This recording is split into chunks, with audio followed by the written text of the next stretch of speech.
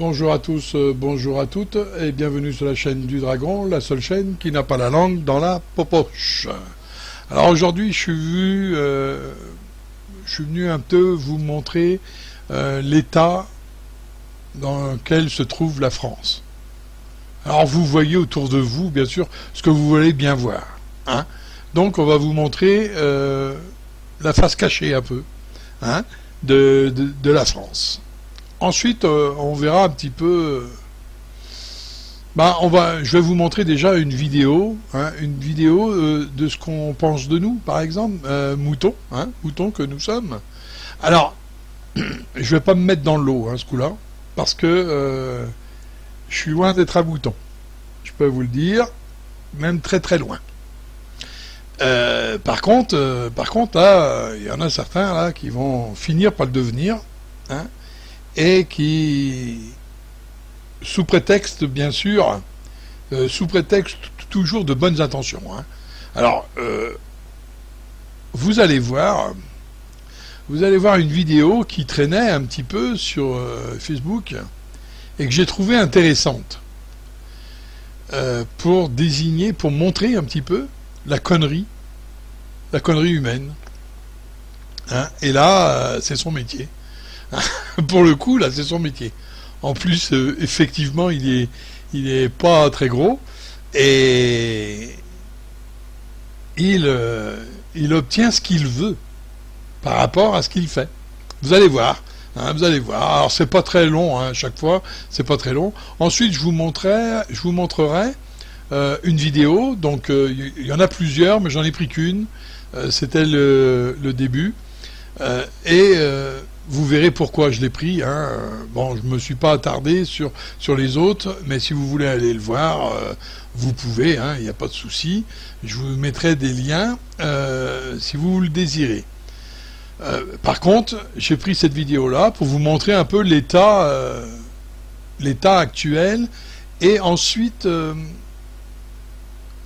alors, encore une fois, j'avais un peu raison, alors, entre guillemets. Pourquoi? Parce que, sous prétexte de gentillesse, les infirmières et compagnie font tout et n'importe quoi, et acceptent ce qu'on leur dit, comme du pain béni. Et ils vont vous être vos tortionnaires. Et les héros d'hier étaient les tortionnaires, sont les tortionnaires d'aujourd'hui. D'accord? Donc c'est pour ça qu'il faut bien doser ce qu'on dit d'un héros. D'accord? C'est pas ce qu'on croit des fois. Le héros peut masquer une connerie, et vraiment.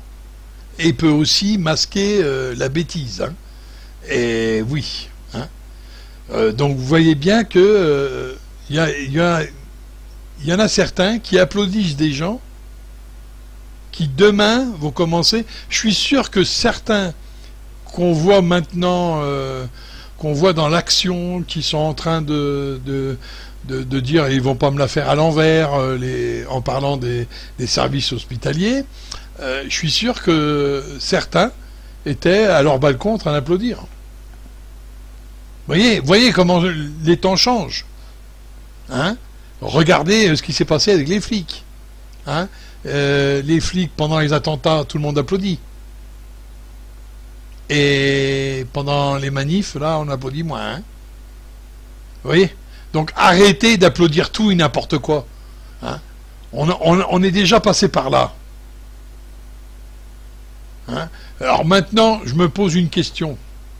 Quand je vous dis ça, tu vois, tout de suite, ça m'a jailli à l'esprit. Est-ce que les attentats, les flics, ils n'ont pas été applaudis parce que on voulait qu'on les applaudisse, en sachant ce qui allait arriver plus tard? Ouais, vous allez me traiter de complotiste. Mais cette vidéo, elle est là pour vous montrer qui complote. Et vous allez voir, c'est pas forcément ce qu'on dit des complotistes. Nous, on vous dit ce qu'on constate. Ce qu'on voit. Donc on ne peut pas comploter. Ça n'existe pas, le complot, vis-à-vis de nous. Puisqu'on regarde, on observe, et on dit voilà ce qui se passe. Voilà ce qui est. Donc, qu'est-ce qu'il y a de complot là-dedans? La vérité, c'est la vérité. Elle peut, même si elle est dit qu'une fois. Un mensonge reste un mensonge, même s'il est dit 1000 fois. C'est clair, ça. Bon. Vous allez voir cette petite vidéo hein, sur les petits moutons. J'ai trouvé ça intéressant. Bonjour à tous. Alors aujourd'hui, nous sommes le week-end pascal 2020. Vous voyez, c'est le printemps. Là, il y a les cerisiers qui sont en fleurs, les pissenlits, c'est super beau. Il y a du jaune. Le jaune, c'est super. Hein. Alors, je me présente d'abord. Je suis berger. Je possède des milliers et des milliers de moutons qui m'obéissent au doigt et à l'œil, et aussi à la baguette. Mon rôle de bon pasteur est de les protéger avec amour. Donc, je les nourris bien, j'en prends soin. Un mouton, parce que je sais qu'un mouton bien élevé, élevé avec amour, eh bien c'est l'assurance d'obtenir une laine soyeuse, de qualité, et une viande fondante d'un goût incomparable. Ça c'est certain, moi j'aime mes moutons. Alors pourquoi mes moutons sont heureux, mais vraiment heureux quand je les tonds? Pourquoi est-ce qu'ils ne réagissent pas? Pourquoi est-ce qu'ils ne réagissent pas quand je les vaccine, quand je les sacrifie sur l'autel de la gastronomie? Il y a un mystère, il y a un mystère. Surtout quand on sait que moi, je suis qu'un petit bonhomme fragile, qui ne ferait pas le poids face à un mouton en colère. Un seul mouton en colère, un seul bélier peut me tuer d'un seul coup. Eh bien, le secret, le voici. Pour qu'un troupeau de milliers de moutons soit docile, soumis, obéissant, eh bien, il suffit de jouer soit sur la peur, soit sur leurs besoins de sécurité. Exemple. Quand j'ai besoin de les tondre, ou de les vacciner, ou de les confiner, ou même de les mener à l'abattoir, eh bien, je leur crie « Attention, vous avez un loup ! Il y a un gros loup !» Donc là, je joue sur la peur. « Courez vite dans la bergerie, allez vite, vite, vite, réfugiez-vous là-bas. » Besoin de sécurité. Et là, dans une psychose collective, où ils se piétinent les uns les autres, ils se carapatent tous dans la bergerie, sans même réfléchir. Parce qu'ils sont heureux de se retrouver en sécurité, confinés dans la bergerie, loin des dents du loup. La peur court-circuite la réflexion. Elle fait exploser leurs neurones. Alors déjà, qu'un mouton, il n'y en a pas beaucoup. Hein. Alors pendant que leur attention est dirigée vers le loup, eh bien moi, tranquillement, je les tonds, je les vaccine, je retatou le gigot, je puce les rebelles, je castre les chefs, bien sûr, hein, en leur injectant des médicaments, etc., etc. Et quand j'ai fini mon travail, eh bien, je les relâche tout doucement par petits groupes. Alors c'est vrai qu'ils se sont fait tondre, ça ils s'en rendent compte, ils le voient, hein, mais ils sont heureux d'avoir échappé au gros loup. Ils sont tondus, mais encore vivants, donc contents, heureux. Je les fais alors bêler tous en chœur à la tombée de la nuit, et je leur demande de m'applaudir à 20 h au moment du journal télévisé, qui leur raconte qu'ils ont échappé vraiment à un grand, grand, grand danger. Alors bien sûr, sur le nombre, il y a toujours quelques rebelles, des moutons noirs, hein, qui sont des moutons plus intelligents que les autres, qui comprennent, ils ont pigé mon stratagème. Alors ils essayent, ils tentent désespérément d'expliquer à leurs frères moutons, à leurs congénères, que si le loup en croque 2 ou 3 seulement, le berger, lui, est beaucoup plus dangereux, puisqu'ils finiront tous sur une table en méchoui, ou sur la table pascale. Alors il faut les gérer, ces moutons noirs, qui ne veulent pas rentrer dans la bergerie. Parce que ce sont des rebelles, ce sont des esprits libres. Alors à ceux-là, soit je leur montre mon bâton, soit je les fais mordre par mon chien. Or le mieux, c'est d'égorger un seul mouton noir devant les autres. Alors ça c'est super efficace, ça. Pour un seul de sacrifier, j'en terrorise des milliers qui deviennent, mais alors, doux, comme des agneaux. J'en tue un et j'en soumets des milliers. C'est comme ça qu'on étouffe la moindre velléité de révolte. Alors, il y a de nombreux hommes politiques qui viennent me demander de les coacher, alors que moi je ne suis qu'un simple berger, je suis qu'un pauvre berger. Hein. Mais s'ils me le demandent, c'est justement parce qu'on peut utiliser ces méthodes, les méthodes de berger, chez les humains. En effet, la différence entre le comportement des moutons et celui des humains, eh bien c'est que justement il n'y a aucune différence. C'est ça le secret. Le secret est là, il n'est pas ailleurs. Donc, quand on veut faire passer une loi impopulaire, qui ne fait pas plaisir. Eh bien, on le fait pendant que la population a peur. Par exemple, on parle de crise climatique, de crise de la dette, de crise financière, de tempête, de canicule, de terrorisme, de crise sanitaire, etc., etc. À cause du coronavirus, là on joue avec la peur, eh bien on a réussi à confiner non pas des milliers de moutons, mais des milliards d'humains sur toute la planète, sur toute la Terre. Des humains, confinés comme des animaux. Des humains déshumanisés. Et le pire, le plus révoltant, le plus dramatique, c'est que les chefs rebelles ferment leur gueule. Les grands chefs, ils acceptent aussi leur confinement. Alors la seule solution pour s'évader de ce piège machiavélique, serait un réveil collectif. Alors moi personnellement, je ne perds plus mon temps à essayer d'éclairer les blaireaux. Ça sert à rien, ça ne sert strictement à rien. Parce que quand j'explique la stratégie dont sont victimes les moutons, soit le mouton est déjà éveillé, alors dans ce cas-là, toutes mes explications sont vraiment inutiles, ou alors je tombe sur un mouton con. Et si c'est un mouton con, il ne comprendra rien à ce que je lui raconte. Parce que justement, c'est un mouton con. Alors il faut faire attention parce que le mouton con, lui, il n'est pas fautif. Il est con, c'est tout, c'est pas sa faute. Alors à bientôt. Jolie colonie de vacances. Merci maman, merci papa. Tous les ans, je voudrais que ça commence. Je sais pas vous, mais là ça fait 3-4 jours que ces gens-là, donc une handicapée et une dame âgée, à mon avis, elles sont fait jeter pas, mais elles sont à l'arrêt du bus à René Fonck au Lila, et elles sont à l'arrêt du bus. Quoi? Et quand je vous vois comme ça, je me dis mais j'espère qu'il y a des gens qui s'occupent de vous quand même. Mais là il y en a pas. Vous êtes à l'arrêt du bus comme ça. Ça fait 2-3 jours qu'on vous voit. Mais heureusement encore, il manquerait plus qu'ils vous permettent pas. Mais moi je comprends pas comment ça se fait qu'il y a personne qui s'occupe de vous, qui vous laisse des jours et des jours comme ça dans un fauteuil roulant. Comment elle fait pour faire pipi? Comment elle fait pour... Comment vous faites tout ça? Je comprends pas en fait, là j'arrive pas à comprendre. Ça c'est grave pour moi, c'est très très grave. Ça fait 3-4 jours que les gens ils sont là. Ça sent le pipi, ça sent... Je comprends pas moi, qu'est-ce qu'ils font les gens? Il y a des SAMU, on est en France. Ça devrait même pas exister. Ça devrait même pas exister ça. Et oui, voilà les nouvelles colonies de vacances, sous l'abri de bus. Bah ouais, je savais pas qu'on pouvait faire ça aussi. Sinon j'aurais été en vacances moi aussi. Bon voilà, alors oui, on peut trouver ça drôle, bien sûr, mais il n'y a rien de drôle là-dedans, c'est sûr. Il n'y a pas à se taper le nombril, parce que là, c'est pas digne de nous. C'est pas digne de la France. Alors, on peut employer des grands mots en disant c'est pas digne de la France, mais toujours c'est ce qui se passe. Donc, alors oui, bien sûr, c'est navrant, et je crois que là, on a touché bien le fond. Bon, maintenant, c'est un peu partout, un peu partout, et ça risque de continuer. Et attention, les gens, ça risque d'arriver de plus en plus. Et oui, qu'est-ce qu'on va faire de tous ces gens qui vont plus avoir de rond pour pouvoir payer le loyer ou pour pouvoir payer ne serait-ce qu'un EHPAD?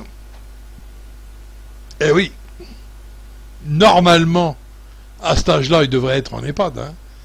S'ils sont à la rue, réellement à la rue, je pense que là, on devrait les mettre sous un toit quand même. Mais non. Sûrement trop de place, pas assez de place, sûrement. Et puis, comme ça, on va bien on va dire, on va bien attendre qu'il fasse froid. Peut-être qu'ils vont pas nous embêter longtemps. Peut-être. Ah oui, Vous savez pourquoi? Il va faire très froid bientôt. Bon, là, je trouve que c'est un peu grave. Vous voyez un petit peu ce qu'il en est, quoi. Donc là, on est en France. On n'est pas dans un pays tiers-monde. Non. On est en France. Voilà. Et à côté de la capitale, pas loin. Hein? Ah bah oui, bah oui, bah oui. Hein. Alors vous allez me dire, ah bah oui, bah oui, vous allez être indigné. Hein, même indigné par certains de mes propos, disant les joyeuses colonies de vacances, par exemple. Hein, mais ça n'empêche pas que vous ne faites rien. Alors arrêtez d'être indigné. C'est joli, hein, l'indignation. Oh, sur ces deux vidéos, sur une vidéo, là, une seule, il y a à peu près 600 commentaires. Et tous indignés. Mais j'en vois personne faire quelque chose. Hein. 600 pourtant. Hein. Alors il y en a qui sont trop loin. Hein. Il y en a qui sont à tout près. Pourraient faire quelque chose. Non. Bah non, hein. C'est plus facile de les laisser. Oui, je sais pas, même ceux qui habitent juste à côté de l'arbitre bus, je sais pas, ils se sentent bien avec ça. Bah, ce sont des catholiques, hein. Partagés. Ah ouais, c'est ce qu'il disait le Christ. Il disait, aimez-vous les uns les autres. Ah ouais, il y a de l'amour là-dedans, hein. Il y a de l'amour, on leur a donné un petit bout de trottoir avec un abri de bus, dis donc, et oh. Ah bon, certes, il a que 2 murs, hein. Il n'en a pas 4. Ah, il n'y a pas de porte non plus. Ah, pas de fenêtre non plus. Hein, mais il y a un toit. Et puis il va dire, mais de quoi on se plaint? Il y a un toit sur la tête. Oh là là là là là. Bon, voyons le verre à moitié plein. Et disons que l'optimiste veut que vous compatissez à un moment ou à un autre et que vous allez aider. Enfin, on verra bien. Bon, là-dessus, hein, je vais vous montrer maintenant pour tout ce qui est des infirmières. Alors, les infirmières, hein, c'est pareil. Alors, dans la vidéo, il vous le dit, non, elles sont très gentilles, il n'y a pas de souci. Ouais, mais ça n'empêche rien. Ce qui est fait est fait. Et sous prétexte de gentillesse, on vous mettra une piqûre dans les fesses. Sous prétexte de gentillesse, on vous caresse dans le sens du poil, si vous préférez, et puis on vous fait accepter tout et n'importe quoi. Vous voyez, il faut arrêter ça. Il faut arrêter tout de suite. D'accord, ils y sont pour rien. Mais c'est un peu comme eux, ce qu'ils font. Vous ne le faites pas, vous. Vous n'êtes pas dans le spirituel, bon Dieu. Vous n'êtes rien pour eux. Soyez un peu plus conscients de ces choses. Regardez ce qu'ils vous disent. De toute façon, ceux qui ne vont pas voter, c'est parce qu'ils acceptent. Qui ne dit rien consent. Alors faites comme eux. Les infirmières peuvent être gentilles. Mais qui ne dit rien consent. Faites comme eux. Et on ira mieux. Parce que quand les infirmières vont voir que tout le monde se met à réagir, ils disent, ah bon, vous faites ça, mais vous allez m'expliquer pourquoi. Eh bien peut-être là, ils vont prendre conscience que, ah ouais, on ne peut pas tout faire sous prétexte qu'on est gentil. On ne peut pas tout faire sous prétexte qu'on les soigne. D'accord? C'est eux qui ont le... Quand vous êtes dans un lit d'hôpital, je vous garantis que vous êtes complètement à leur merci. La preuve, il y a eu quelques serial killers dans les hôpitaux américains. Hein. Vous êtes complètement à leur merci. Surtout si vous êtes en réa. Alors là, c'est pire. Hein. Là, c'est pire. Et vous ne bougez pas, et vous restez là, et hop, tchac, voilà une piqûre, ça va te faire moins bouger. Ah ouais, là, quand vous êtes en réa, je vous garantis que vous êtes complètement à leur merci. Hein. Plus aucune défense. S'il n'y a personne dans l'entourage qui vient vous voir, vous êtes complètement à leur merci. Hein. Alors ils peuvent être gentils, ils peuvent être tout ça. Mais s'il y a un connard qui les dirige, vous comprenez bien que eux, ils vont... Oui, ben le docteur, il nous a dit ça, il sait ce qu'il fait.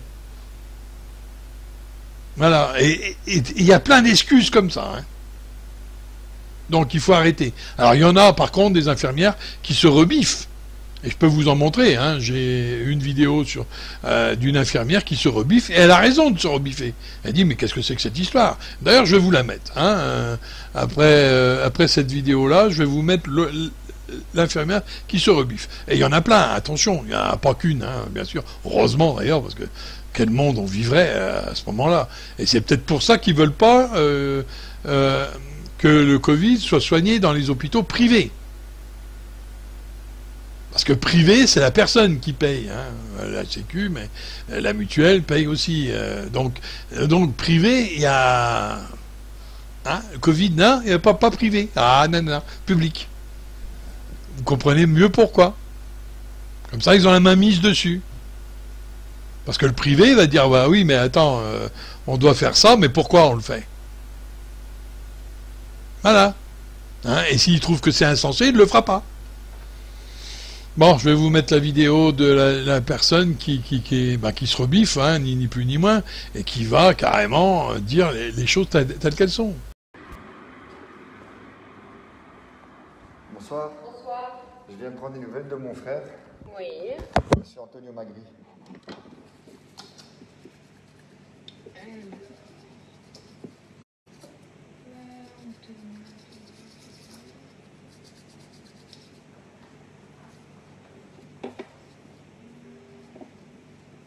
Le nom de famille, vous m'avez dit? Magri, M-A-G-R-I. Antonio.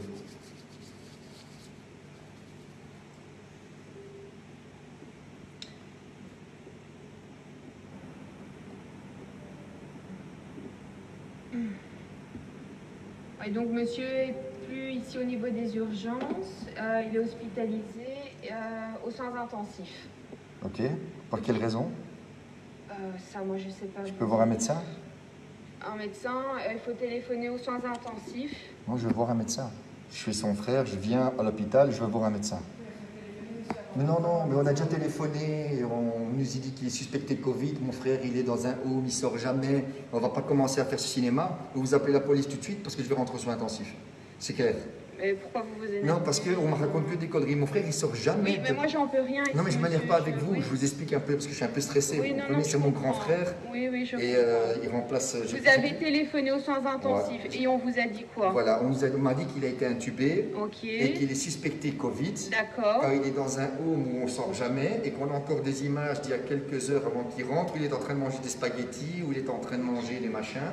Donc j'aimerais bien savoir avec le médecin pourquoi est-ce qu'on a intubé et pourquoi est-ce qu'on a endormi. Ok. Si c'est possible. Je vais téléphoner et je vais voir avec eux. Merci beaucoup. Sans passer par toutes ces étapes-là. Non, On comprend bien que vous êtes en stress. C'est votre stress. Non, c'est pas que je suis en stress, parce que moi, le Covid, je ne crois pas. Donc on va arrêter de me raconter des couillonnades qu'il y a du Covid, il n'y a pas de Covid. Donc mon frère, il est dans un home où il n'y a pas de Covid. On ne va pas me dire maintenant qu'on est dans un Covid et qu'on va essayer d'entuber et de mettre l'hydroxychloroquine, des machins. Il n'y a pas de Covid. Donc il faut arrêter de... Voilà. Mais moi, je suis mathématicien. Donc, je vois les chiffres, je vois Senciano, je vois Cézéval. C'est mon métier. Voilà, vous avez bien raison. Il faudrait avoir un peu plus d'informations.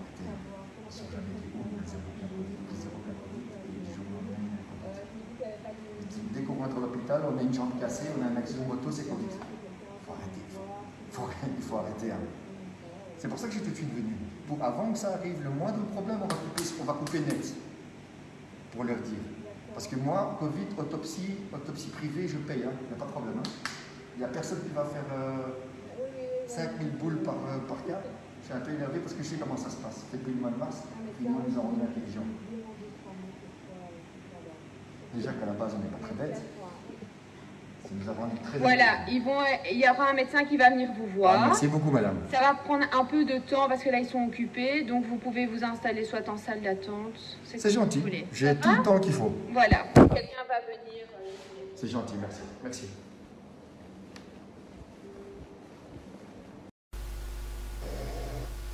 Bon, après, il explique qu'il est en salle d'attente, et puis que, bon, ça va pas se passer comme ça, et il explique le pourquoi, le comment, qu'il est dans l'action. Hein. Donc, si vous voulez, je vous mettrai un lien, de toute façon, et vous pourrez aller voir la vidéo en entier. Ce coup-là, et bien sûr, les autres, où ça, ils ont testé son frère 2 fois, négatif, mais il est toujours en réa. Et ils sont en train de ils l'ont testé une 3e fois, Alors lui, il a dit, si vous le testez une 3e fois que vous le trouvez positif, hein, là c'est clair, vous allez le tester une 4e fois. Hein. Bah oui, faut confirmer le truc. Hein. Là, c'est vraiment chercher, quoi. Chercher quelque chose pour pouvoir justifier de ce qu'ils ont fait, puisque on sait maintenant que les hôpitaux, quand ils ont du Covid chez eux, c'est 5 000 € qu'on leur donne par malade. Donc, à eux de trouver le plus possible. Hein. Oui, même si vous l'êtes pas. Hein. Ah ouais, mais ça, c'est assez récurrent. Hein. Quand on veut de l'argent, en effet, on fait n'importe quoi. Hein. Alors là, attention à vous. Hein. Alors, qu'est-ce qu'on cherche? On cherche de se retrouver comme à Toronto, dans des bulles. Hein, comme ça. Ah, c'est ça que vous cherchez exactement. Ou alors, comme Walter Mileno, là, un peintre qui a fait ce genre de prémonition, on va dire. Hein, cette photo, ou ce portrait, ou je ne sais quel... Alors au début, c'était sûrement pour l'individualisme, mais si vous regardez bien, on voit quoi? Des trottinettes. Hein, donc c'est aussi pour la dictature écologique qui va arriver, hein, de toute façon. Croyez pas que ça ne va pas arriver. Une dictature écologique, ce sera de vous imposer des choses à vous. Mais les avions tourneront. C'est eux qui polluent le plus. Les usines tourneront tout pareil. Et c'est eux qui polluent le plus. Vous polluez tellement comme les vaches qui polluent parce que il leur faut, ils pètent, quoi. Voilà, parce que les vaches pètent. Bon, il faut bien voir ce qui se passe, quoi, réellement. Il y aura aussi une dictature écologique, hein. Vous inquiétez surtout pas, hein. Là, c'est clair, hein. Ça a peut-être commencé, hein, rien qu'avec les masques. Le droit de respirer à 135 balles, hein. Ah oui, ben, on peut le prendre comme ça aussi, hein. Donc vous voyez bien que là, faut faire très attention, hein, et il faut être plutôt dans l'action et agir. Agir dans quoi exactement? Alors oui, vous allez me dire pacifiste, machin. Ouais, ben ça va durer un moment, mais ça ne durera pas très longtemps. Hein, je pense pas. Je pense pas, parce qu'il y a un moment où on va vraiment vous pomper. Hein, là, c'est clair.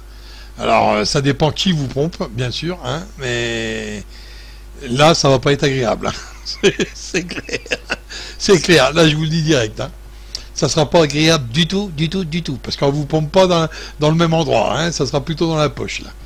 Et quand vous n'aurez vraiment plus rien, c'est là que vous commencerez à réagir, mais il sera trop tard, hein. Je vous ai dit, quand vous le verrez, ça sera trop tard.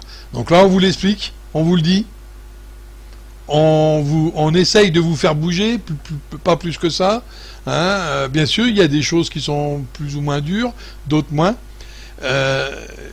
Il y a des choses que vous ne pouvez pas croire, d'autres vous pouvez croire, mais quand vous croirez tout, c'est parce que vous l'aurez vu, et lorsque vous l'aurez vu, il sera trop tard.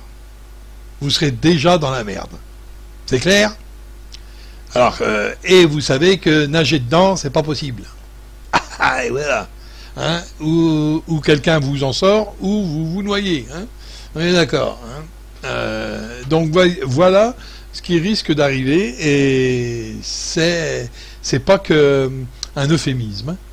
C'est pas du tout qu'un euphémisme. Bon, là-dessus, je vous dis à bientôt sur une autre vidéo, et puis si jamais vous voulez faire un petit pouce, hein, ce serait bien quand même.